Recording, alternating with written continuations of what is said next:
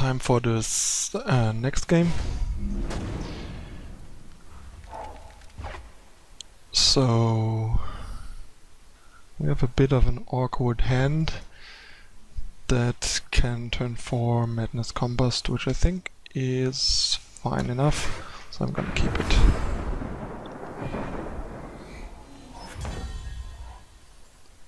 I think this is a hand where I want to monument turn 1.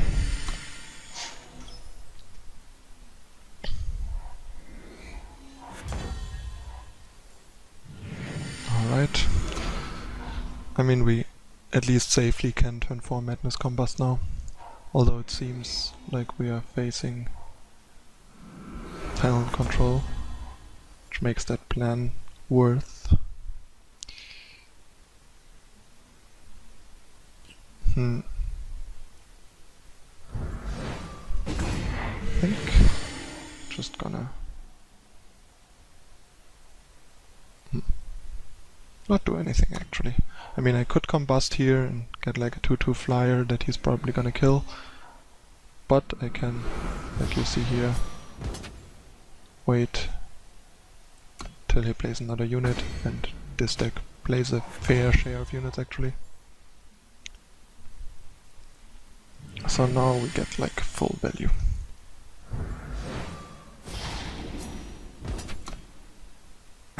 Unlike what you would expect from a lot of control decks, like Icaria Blue or control decks from other games, Fan Control runs quite a bunch of units.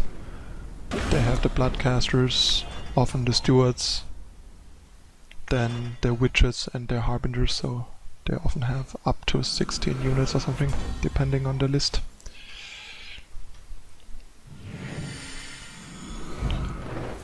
And next turn you have a big Callus to take down the Bloodcaster and punish the opponent for whatever else he's planned. Alright. Dark Whisper is a sweet top deck. And a 10/10 Callus is quite a pain for Fan Control. Actually, enough of a pain that he immediately scoops. Alright. That was nice.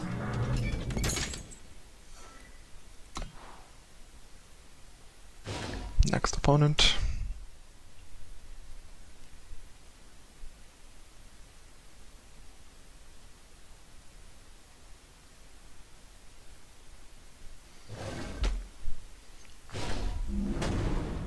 Let's see what we are up against this time. Would be sweet to make it into the top 15 before the season reset. Ooh, that's kind of a terrible hand, but once again, Amethyst Monument to the rescue. Makes the hand a little less terrible. Still a bad hand, but we can potentially draw out of it. And Madness Devour has some sweet card advantage potential, so...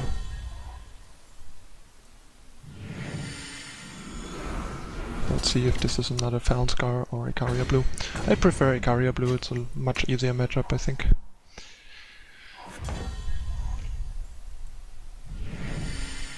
Get in.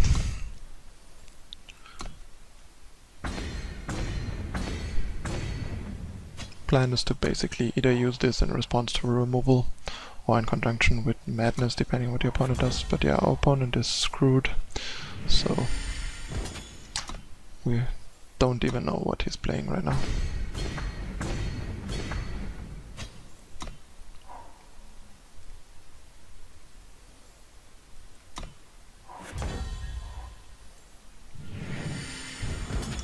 Attack. Now we're gonna play Puma Luma. There we go. Opponent's close to discarding. Sorry about that, guys, not the most exciting game.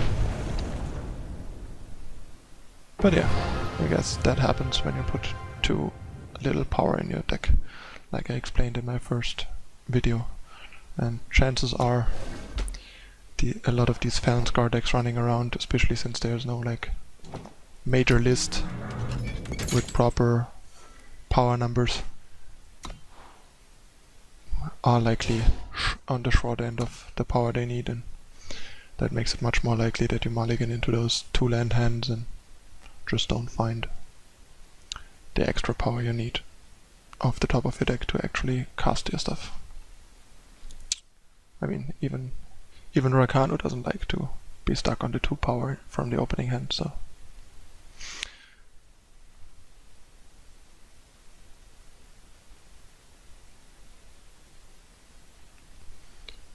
Best thing to help yourself win more games in this game is add power to a lot of the constructed deck lists out there, because a lot of them are way too short on power, in my opinion.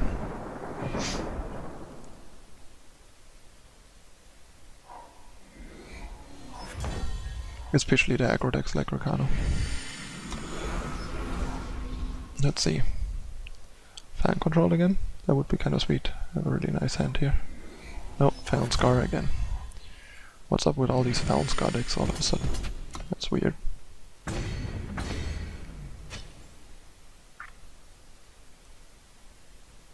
I think I'd rather have an 8/8 Callus on turn 3 for his Bloodcaster or Champion. Or nothing, I guess. Okay. So first we're gonna attack. And then the question is, I think if he had a Lightning Storm he would have played it. The problem is next turn he can play land Maiden, like Power Maiden, which is not that nice, so I think it's better to Callus this turn. Because if I wait a turn and play these 2 and then make a 12/12 Callus, I give him like a million cudgels and don't get value. And yeah, he's basically dead already. Okay. That was some really quick games. I'll do a bonus game because the one game was kind of not really a game with your opponent stuck on 2 and scooping, and this one was, while a real game, just a show of power by the deck, how it like can make certain decks just outright scoop because they have no chance at ever getting back into the game. Because turn 3, Sword of the Sky King happens to kind of make quite a bunch of decks scoop on an empty board, especially more controlling decks.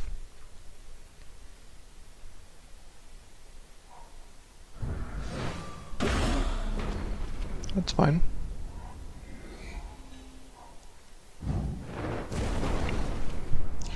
Hard 2-for-1 from a grenade drone. I'll take it.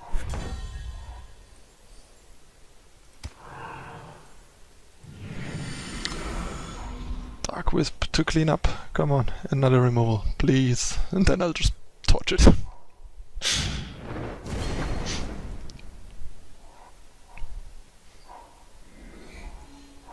Nope.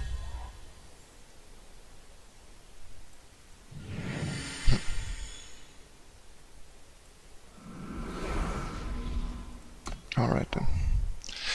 Pyro Knight, shut down. I think I'll torch it and then Callus next turn.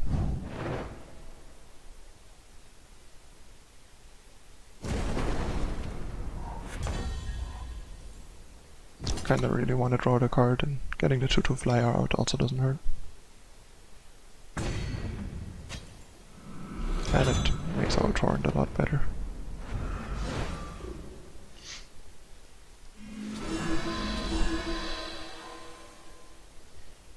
And actually get some pressure going with the Callus on an empty board with 2 Annihilate as backup. Let's see if he has like double torch, probably not. But yeah, this opponent won't have much of a chance to win this game, I think.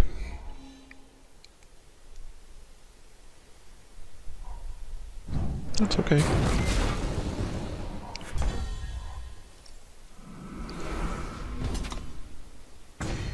think I'm actually just... Oh no, I don't have this force power anyway. Was about to devour this guy right away to hit my 5th power, but yeah, I'm short on power, so not much to do here. Annihilate that guy. I'd rather annihilate than attack and let him trade with my gargoyle, because currently he is low on cards and I want to keep up the pressure to make up for the drain.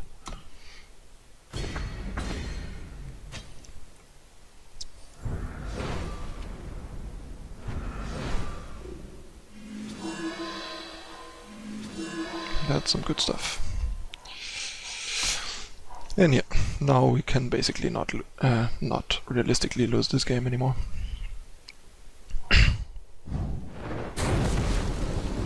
I guess that could have been a reason to at least wait with the Devour until his turn, because we had a power drop already to turn. So yeah, that was sloppy, because if you devour the unit obliterate targets, instead of deal full 6 damage to us, it deals 0 and just fizzles.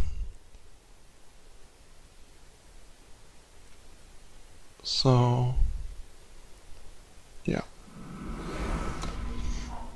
that would have been a better play.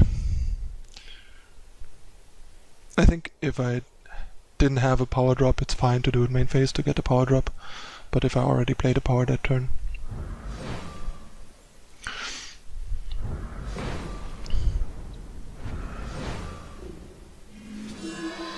and yeah, as you can see, waiting gets you all kinds of big and small rewards. Sorry for the cough. Yeah, I guess just make a bunch of turtles and then Callus next turn. Maybe Combust Callus. And the torrents are like so big already. And a big Callus will just make sure that we don't get burned out by flame blasts and stuff. Yeah. At least there's nothing major that got silenced there. Yeah. Guess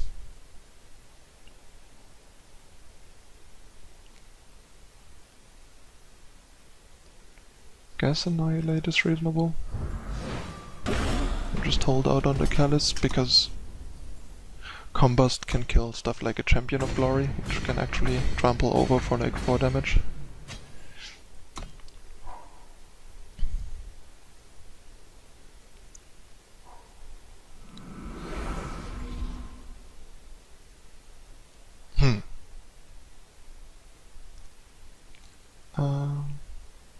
Yeah. That's fine. Sweet. That's kind of perfect, actually. I guess that's another downside of the Reaper that I cut from this list. Sometimes just embarrassingly dies the way we just saw. And yeah, the 10-10 Callus will seal this game. Followed by gigantic torrents. It's so nice that like Callus also gains these incredible amounts of life, basically, by giving us armor, making it impossible to be like cheesed out of the game normally. And yeah, I'll just make a unit, kill this, and kill the opponent. Alright, we got him. We are up to 16s. I think you saw the power and potential of the deck in these games. Some were like outright scoops in the early turns because the opponent had no chance at ever beating us. And yeah, the deck is just really powerful. I would recommend to try it. It's incredible. It's also pretty cheap. There's only 2 legendaries in the statuary maidens, and even the maidens are not super necessary. You can easily play more illuminators or recogulators, and the deck is still really great. The maidens are just like a bit better than those cards, and make the deck a little more powerful in longer games, but are not necessary to make the deck work. And yeah, As usual, if you, if you enjoyed this, found it interesting and or helpful, please like and subscribe, and follow me on social media to stay up to date on all things Eternal and Magic in the future. Thanks for watching, guys. I'm out. Bye.